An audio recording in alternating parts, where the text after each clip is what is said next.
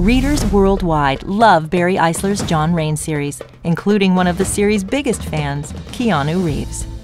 Having him call me one night was really fun. Like, he sent me, we're talking by email about this and that, and he says, "Are you around? Can I call you?" I said, "Yeah, sure." It's like a Monday night at like 9 o'clock. So I pick up the phone, and it's like, "Barry, it's Keanu." "Hey, Keanu, how are you?" So I got the headset on. I walk in, my wife is in the bathtub. It's like 9 o'clock on a Monday night. I'm like, that was hilarious. I guess the biggest reason I like to get it right is because I write thrillers, and I don't think you'll be as thrilled as you could be if you feel like the book is fiction. You know it's fiction, but the more it seems to be set in the real world, the world you recognize, the world that doesn't have fictional mistakes or other problems or liberties in it, then the more you feel like, wow, not only is this happening in the book, but this could in fact be happening in the real world. And I love that experience as a thriller fan, so that's the experience I try to deliver to my fans. In my third book, Winner Take All, Rain has to get close to a gambler. A lot of the action takes place in Macau.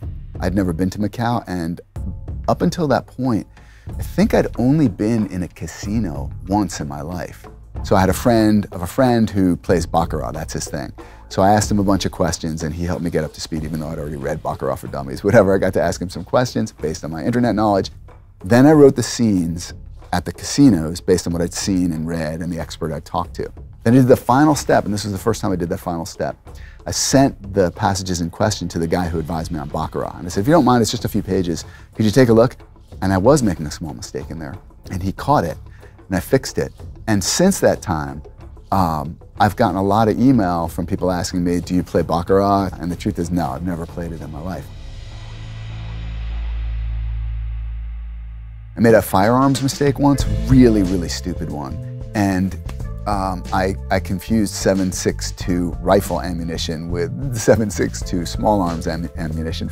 So that was one of the rare instances where I got a couple of really disgusted, angry emails, which I always try to transform it in my mind into the polite thing the person meant to say, but somehow failed to say right. I mean, obviously, like I said, I remember all my mistakes because you learn some really interesting things when people take the trouble to correct you.